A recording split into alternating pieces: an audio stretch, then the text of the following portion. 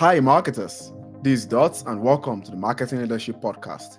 In what I term a very special episode is me speaking today with Harry Morton, founder at Lower Street Media. We will be discussing strategies for igniting the potential of enterprise branded podcasts. I know you guys are ready, so let's do it. Harry, welcome. How are you doing? I'm good. Thanks so much for having me. Absolutely. Honor. So excited to have you here on the show. Great experience in the podcasting world. For those who don't know you, do you want to tell us about yourself, your background, and the great successes you've had? Success. Well, thank you. I don't know about that, but my name's Harry. I run a company called Lower Street, as you said. We're a podcast agency working with brands.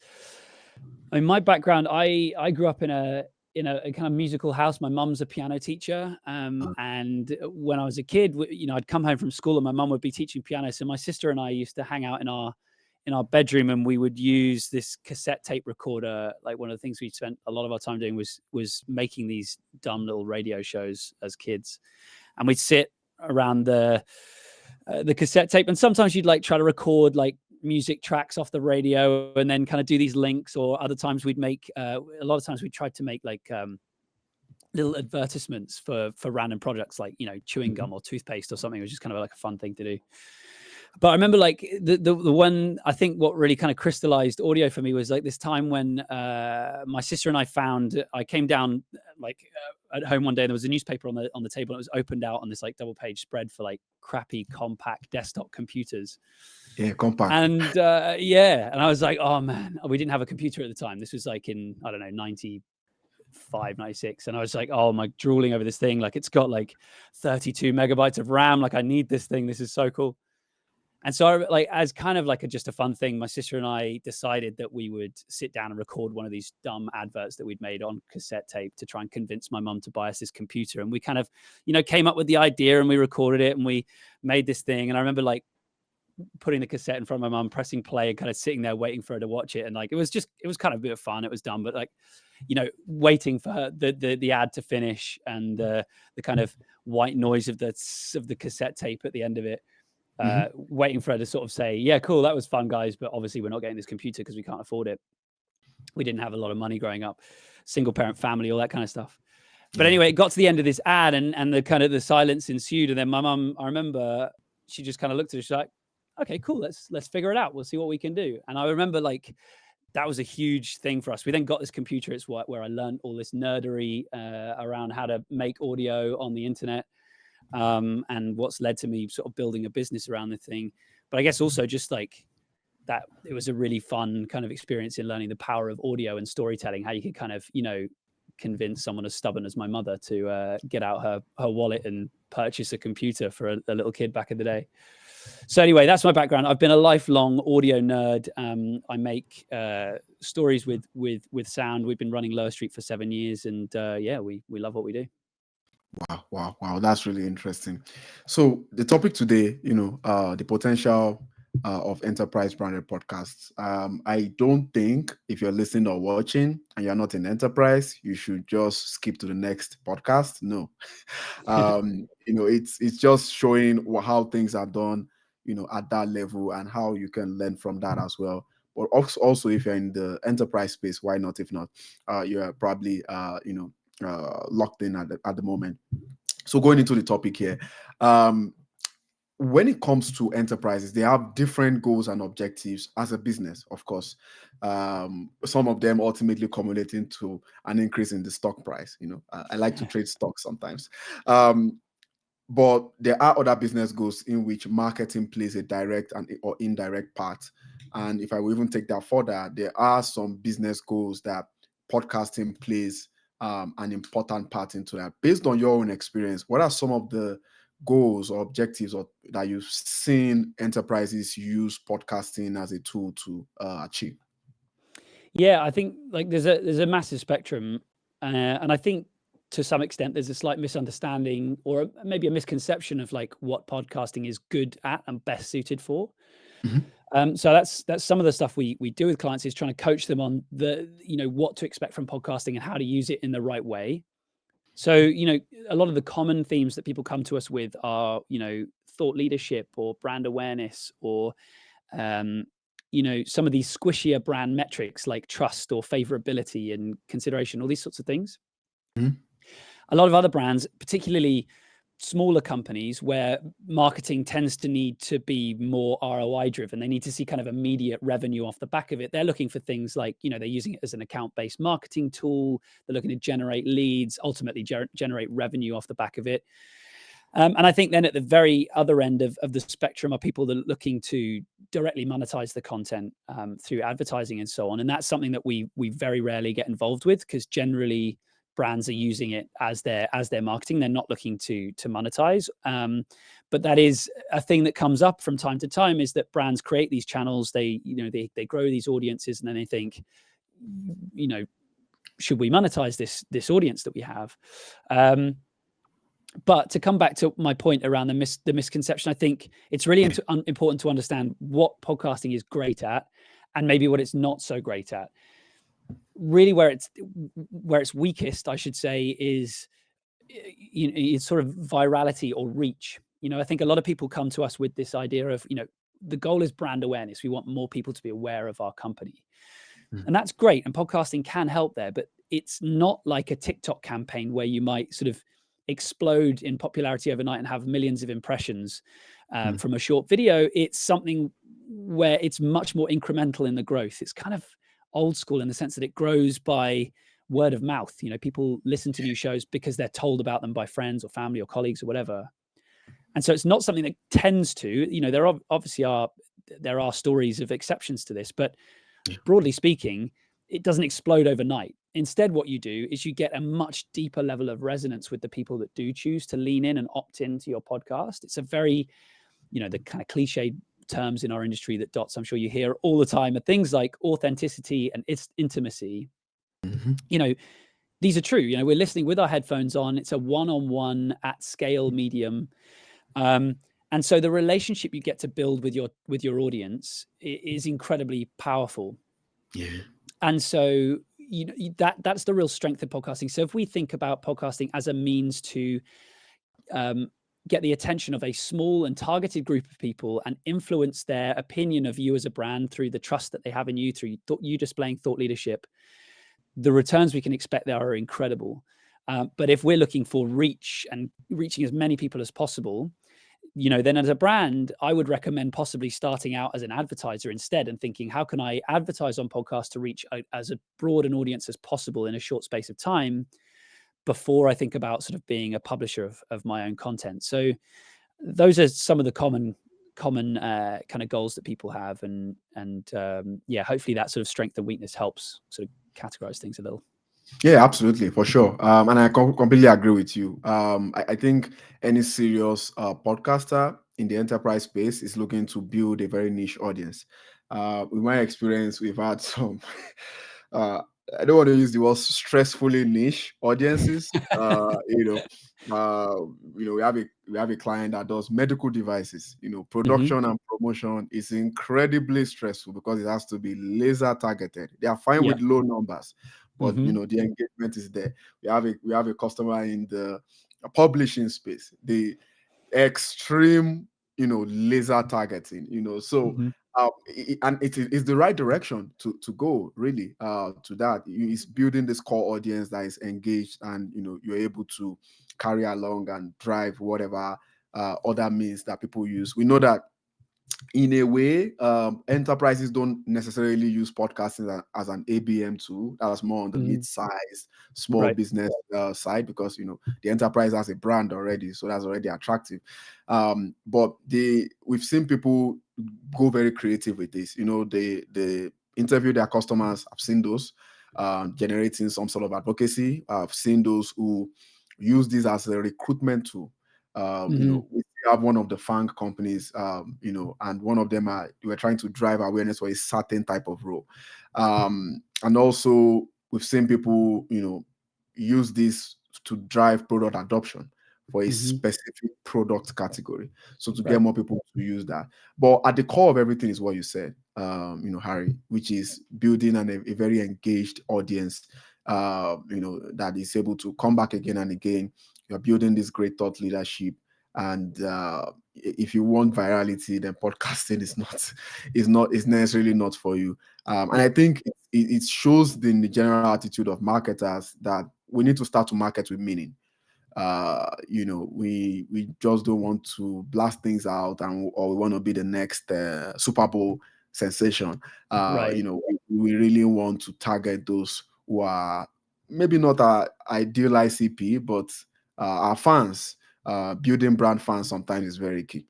Yeah. So We like to yeah, say that correct. it's about. Sorry, we like to say that it's about resonance over reach, right? Um, and I think to be and in podcast, in podcasting specifically, we like to say that, but I think it's true of content marketing in general. I think when we're now faced with just an ocean of content, thanks to AI, which is only going to get worse. That's a tremendous amount of noise, and so the only kind of remedy to that, in my opinion, or the best remedy to that is to really look for that specific way that you can be unique and interesting and differentiated and noteworthy, basically, and going for that resonance with a small and targeted group of people rather than trying to compete with this just noise that exists in the world. Yeah. Yeah, it feels very tight today as well. They say it's about 5 million podcasts, but in the grand scheme of things, it's still very small. There are a Hmm. billion blogs for context, Right. but things feel very tight right now. And I don't know what the stats is, but the last time I checked, is people listen 1.2 hours a day in the US Hmm. to a podcast or podcasts. So being able to respect their time and be so targeted so that they are your fans specifically Hmm. is really keys into that resonance concept that you mentioned there. Format is another thing, with enterprises. They love to tell brand stories regardless of the goal through which they are telling these brand stories, in a very sophisticated manner, whether it's self-hosted interview shows or narrative productions and so on, or event-based spin-offs, as some will do. From your experience, how do you help enterprises figure out which format fits based on their objectives with the podcast and so on? Yeah. I think you've hit upon a really important point there, which is, what are the goals? Why are you doing a podcast in the first place? When we're developing new podcast concepts with clients, this is the first question that we ask, and the second one that very closely follows it is kind of like tied for first place. Is who is the target listener? Who we trying to reach? Um, and I think Jeff Bezos, for example, his entire sort of mo around Amazon is customer obsession, and I think in Obsession, yes. podcasting we need to be listener obsessed. Who is the listener? What are they already listening to? What do they care about? What do they need in their lives? What are they looking for when they turn to podcasting? Are they looking to be entertained, to be educated, to be inspired? Whatever that might be. It's Mhm. really important that we need to understand, you know, what the listener's already listening to and what they're looking for and what we want to achieve as a brand. And that will kind of answer many of these format and concept related questions.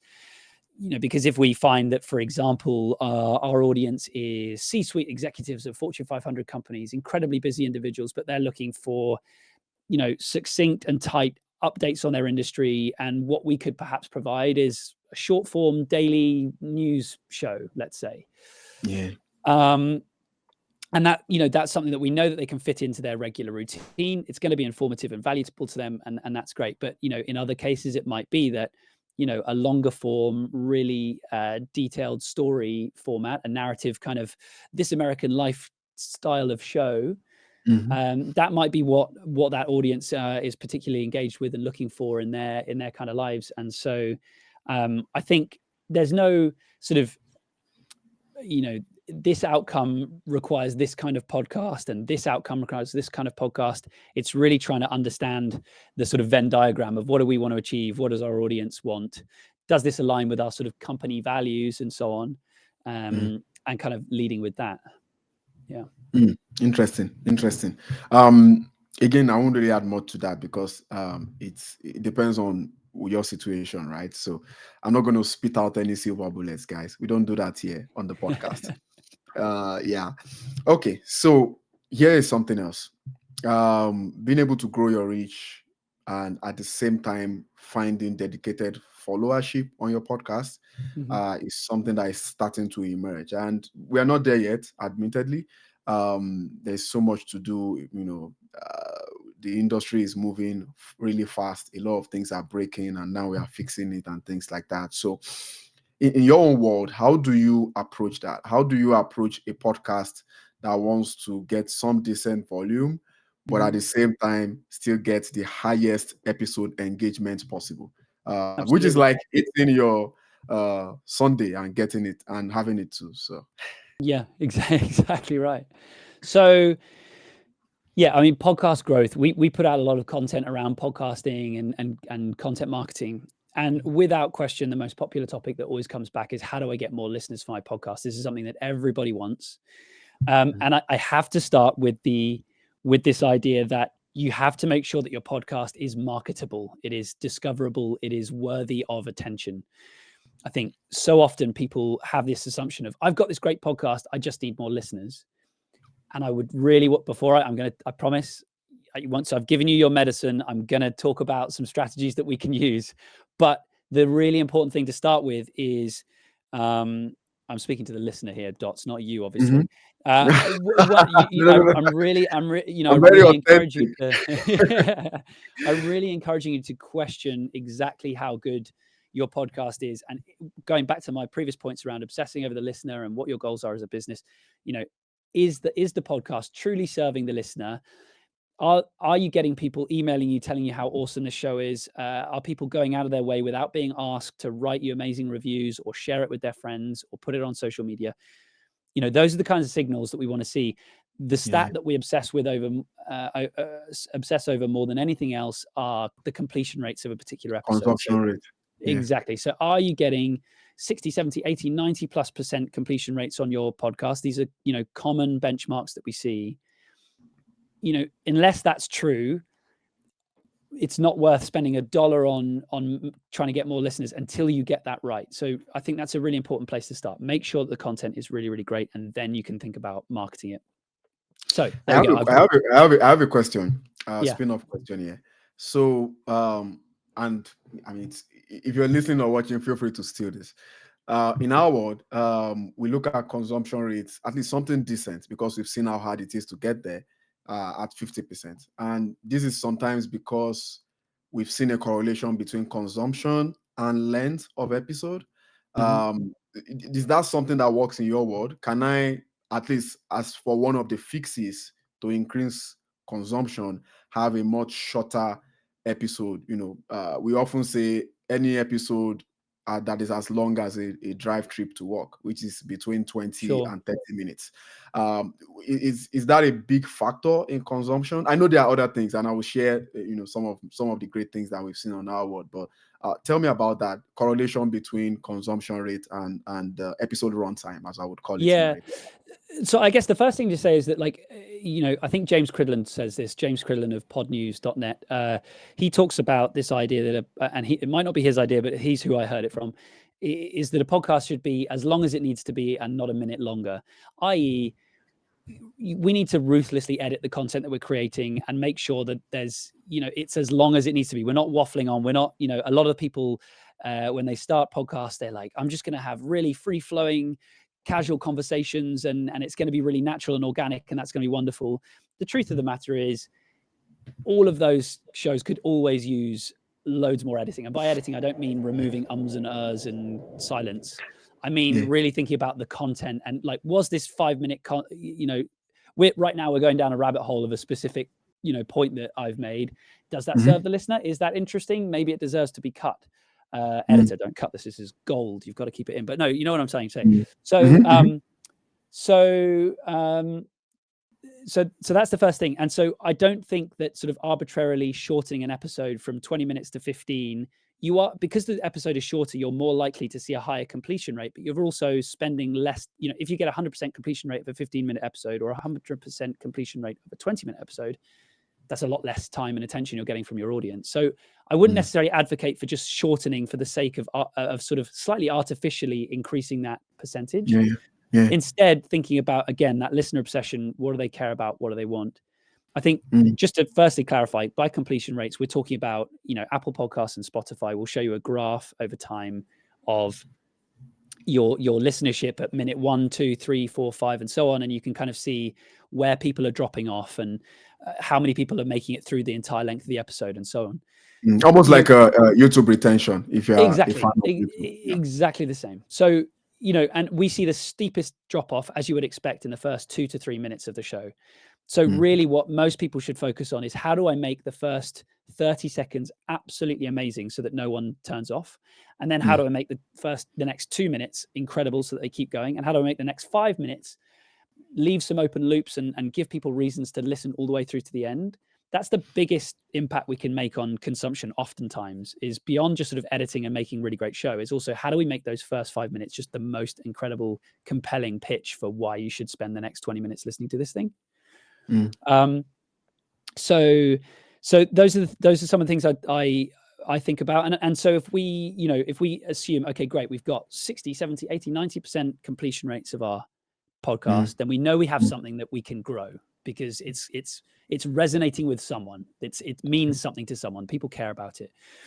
And so the sort of the short answer to how we grow our listenership is really to think about, what are we trying to do? We're trying to reach more podcast listeners. We want to reach them where they are already engaging with podcasts, because I think a lot of times social media, incredibly important for podcast growth in terms of awareness that the show exists. It's a great way to reach people. Also, it's a wonderful way to repurpose your content and fuel your social media content calendars. So social is really important. But one of the challenges with social is that if you're on Twitter, for example, you're scrolling through, or Instagram, you're looking for short form, bite-sized pieces of content that you're going to like and share and do whatever with, maybe engage in a light way.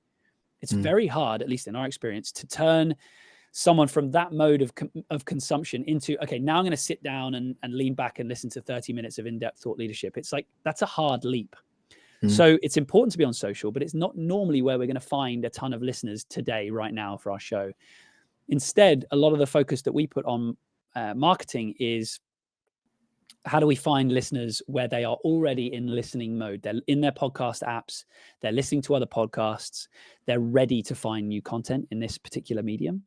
And so the channels that we use to market podcasts are those. So we think about, how do we get in front of people in the podcast apps? So Apple and Spotify, you can pitch your content to appear in their sort of editorial coverage of the homepage. Really, the success we see there is things like, have you got a really big name on that you can kind of pitch that is going to be interesting to Apple? Or are you tied into a really kind of, time relevant thing? So right now we're in Black History Month. So like, if you've got stories around that, that's a wonderful pitch, and Apple and Spotify are looking for content to serve during that period of time that feels relevant. There are other apps where you can kind of get pay to play access. So you can kind of have an advert for your podcast within those things, like Castbox and Pocket Cast and places like this. And then a lot of other things are around, PR. How do we get our show covered on newsletters and blog posts and traditional media and all that sort of stuff? And then I guess the sort of final pillar of this sort of in-channel stuff is, how do we get on other podcasts, in front of listeners, on the shows that they're already listening to? So that can take the form of what we call cross promotion. So it's like a swap. You'll shout out another podcast and they'll shout out yours.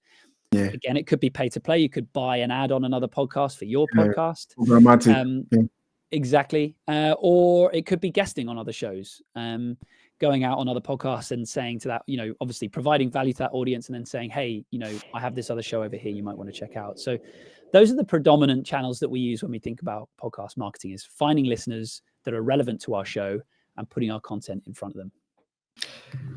I have a few thoughts. We need to break this down, but if you're listening or watching, you could easily just take the last few minutes of all that Arya said, package that into a course and sell it and make money, because there's incredible value in all that have been mentioned there. Almost a full stack, strategy on how you could, leverage your podcast content for growth. But one thing that you said that I love is, you're looking at the retention graph. It Hmm. steeps at the very beginning. And some of the things I have learned from my podcast is, first of all, strip as much promo at the beginning as possible. Remove everything. Hmm. When we're running these podcast episodes, I realize, sometimes you listen to your episodes, or sometimes you don't. It's a bit weird listening to your own voice. But I discovered that we had three plugs. One in the beginning, one in the middle, and one in the end. So I was like, let's strip the one at the beginning, the one at the end, the one at the middle. Let's move it a little bit close to the end. And just getting straight to the point, covering every basis to getting straight to the point on your episode. I've listened to podcasts whereby it took a full 5 minutes or even a full 2 minutes before the actual episode started. So, maybe, you um, shortening or streamlining the content might be one thing, but you're absolutely right about, the drop off rate there. We've seen brands. I saw we have one that I work with specifically that does a 1 minute skit. This is a Hmm. B2B podcast. They do a 1 minute skit, fully played out audio skit on their podcast, and it, it made promotion very easy because Yeah, people were enjoying it. The consumption rates were insane. So I love that. um, that's one step. I personally don't have the bandwidth to be able to do that on my podcast, but at least I was able to cover the basis, Yeah. right? I'm able to, some people. There's also a school of thought of, should we ask about the guest background or not, or should we put that at the end and just get straight to the point, and so on and so forth. That's something I'm personally still considering. But my Mm. point is, getting straight to the point as possible, I think, is something that will help, reduce that drop off, because hopefully, in one way or the other, if you're able to drive your podcast to your unique audience, then, just getting straight to the point to help them to stick for longer. One of the other things you mentioned, I will just add to that, is finding people that are in the podcasting, mode. Yeah, some will call it in moment. Right. I think Google call it in moment marketing. But what Hmm. also needs to make that relevant, especially in B2B, is the niche. So they have to be in that podcast world, but also in that niche. Because as a marketer, I'm not interested in listening to something about commercial real estate, for example, or something like that. So what we've seen, unfortunately, is that some players that are in active promotion will target people who are listening to podcast overall, irrespective of the topic. Now, this might work well in the direct to consumer or B2C podcast, where I can go from crime to romance to, for me, I can go from music to history to marketing, and some other things like that. But in the B2B world, it's the niche also has to be a factor, in my own opinion, Mm. so that there is that engagement, there is that resonance in there as well. But again, thanks for breaking all that down. I don't know if you have any other reactions before we go on a commercial break.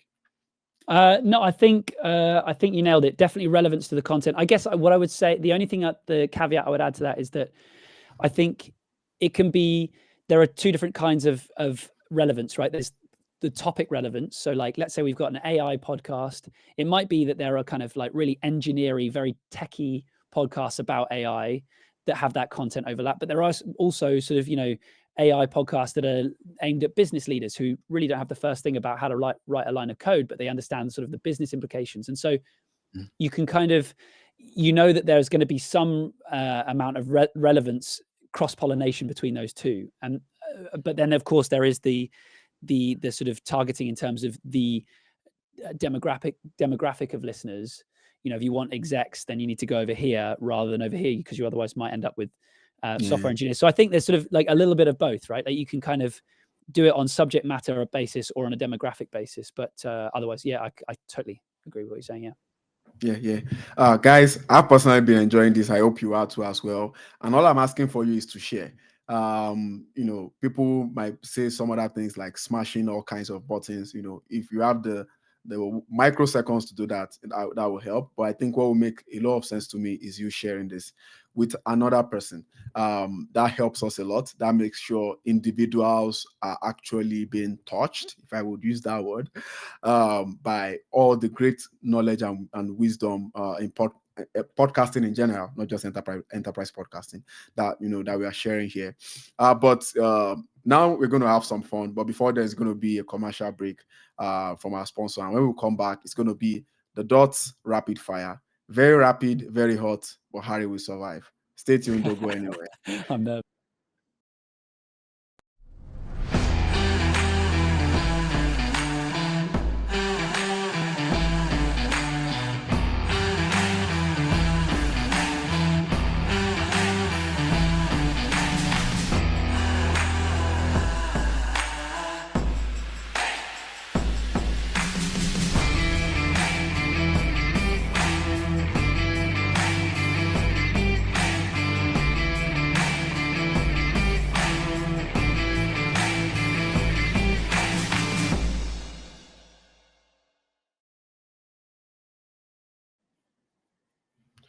Guys, welcome back.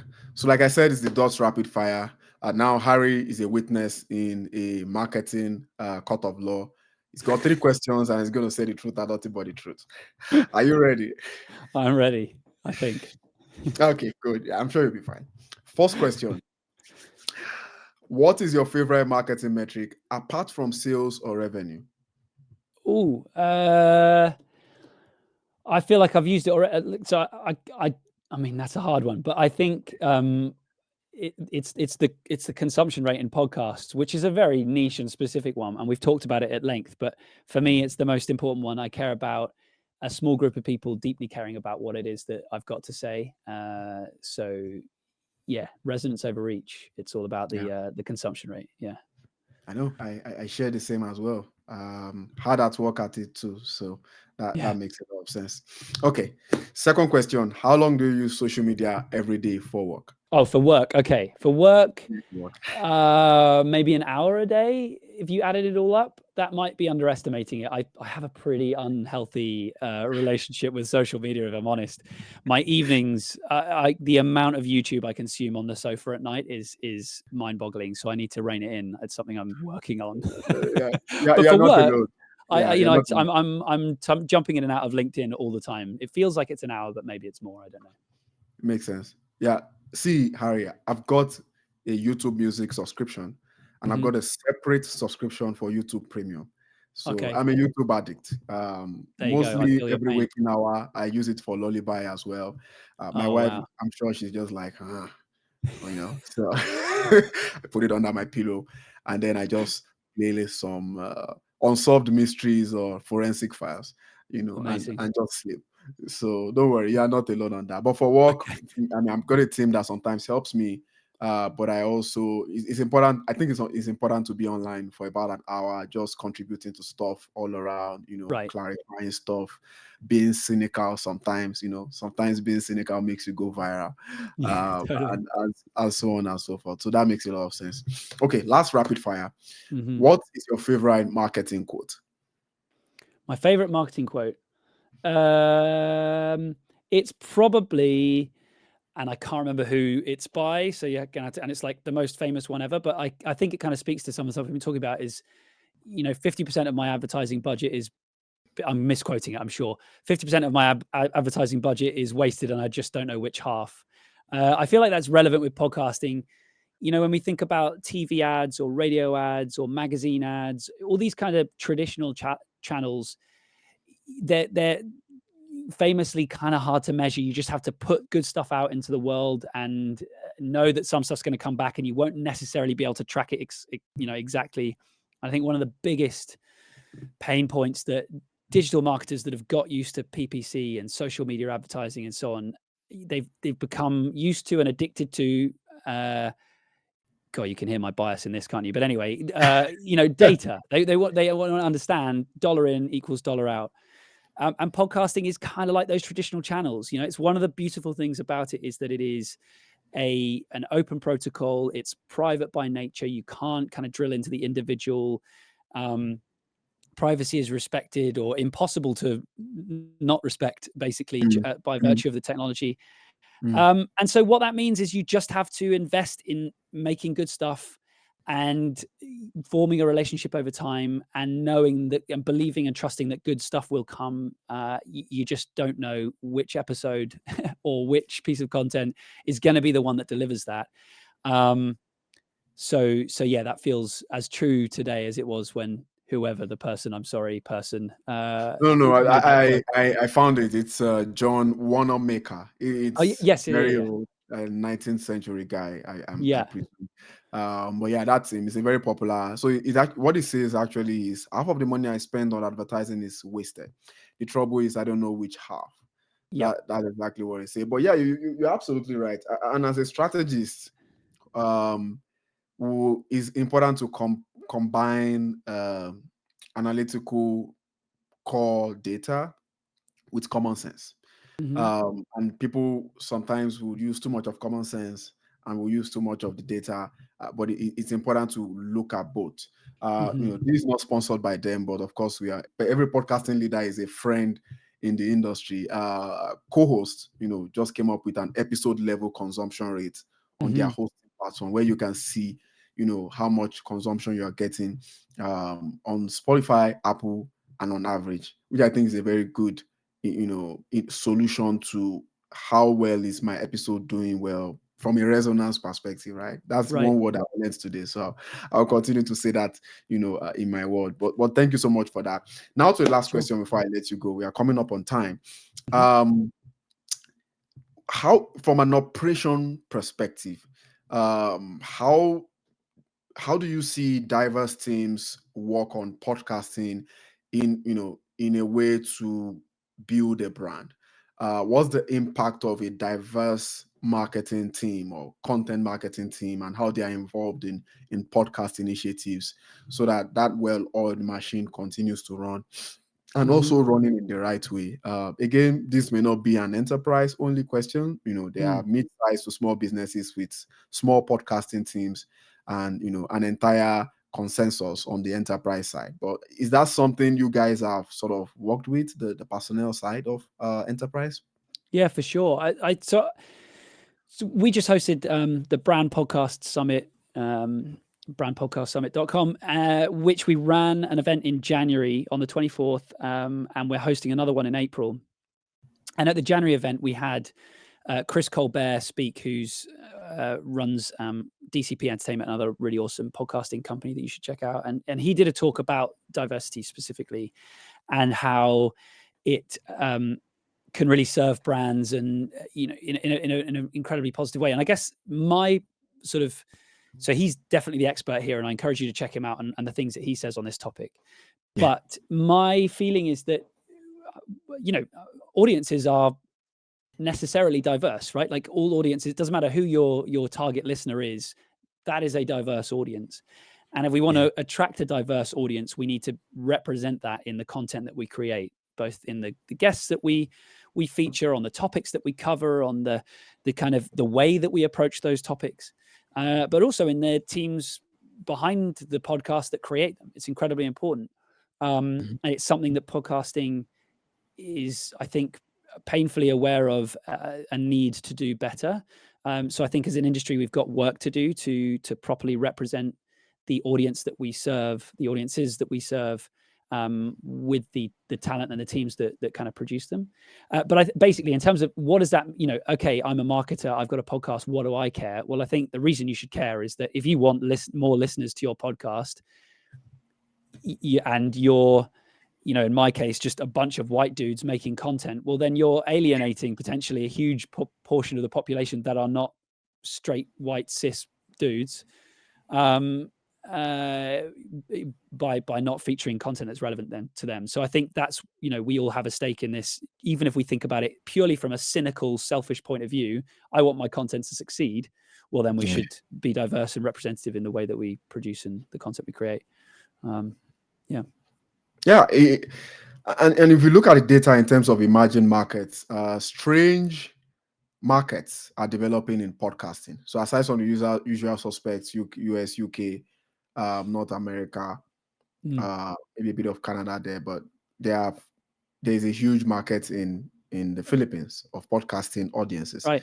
There's Yeah. a huge market in the Latino side of things when it comes to Massive. podcast audiences. There is a huge audience in Western Europe, Sweden, Surprisingly, it's one of the top 10 countries when it comes to podcasting. And I'm quoting Statista here. It's been a while I've checked it, so depending on when this comes out, I might be inaccurate. Korea, South Korea, strange countries, that are leading in podcasting aside from the usual suspects. So I think being open-minded about that is very, very important. And thanks for clarifying that. You need to start from the audience first. Just to Right. reiterate on that, start from the audience first, and then try to build resources around that so that you can form what Ross Simmons, we had him on the podcast, calls a content to market fit. If you put it that way. Yes, I exactly. know. Yeah. You want to add something to that? Why?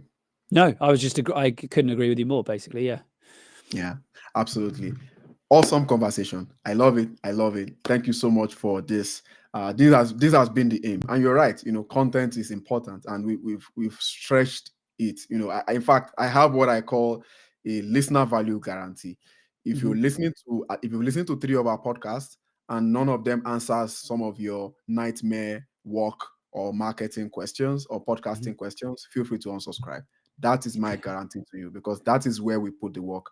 I'm aware when I started this that we have a lot of podcasts out there, and aside from adding a little bit of cracking jokes and making it lively, but it's also about the knowledge, asking uncommon questions to common topics. So thank you so much for being there and being a very huge part of what is turning to become a success here. Where can people find you? Where can people follow you and stalk you more, as I continue to do? Dots, this has been really fun. Thank you for having me. I appreciate it. I hang out on LinkedIn, as we talked about. I spend way too much time on social media, probably money as well. So yeah, LinkedIn is the place to find me. All of the work we do, you can find at lowerstreet.co. And I did mention that brand podcast summit that we're running. So brandpodcastsummit.com. There's an event on the 24th and 25th of April. So do check that out. If any of this conversation was interesting to you, there's loads more of that there. Yeah, absolutely. I'm already subscribed to that event, by the way. Please do. Awesome. You'll find it very, very useful. Guys, if you want to see great episodes like this, just go to my website, dotslovesmarketing.com. You can also subscribe to the usual suspects, Apple, Spotify, and YouTube. Just search Marketing Leadership. I was very lucky to reserve that name, so I should be easy to find. I would like to thank those who have supported us, Desk Rig, Listen Network, and Content Allies. At the point I'm speaking, we've just crossed 200 episodes in 12 months, which is humanly insane. So thank you so much for your support. Until next time, connect the dots. Thank you for listening to the Marketing Leadership Podcast, brought to you by Listen Network. There will be links to resources mentioned in today's show notes. If you enjoyed this episode, please leave a 5-star review and be sure to subscribe so you never miss an episode.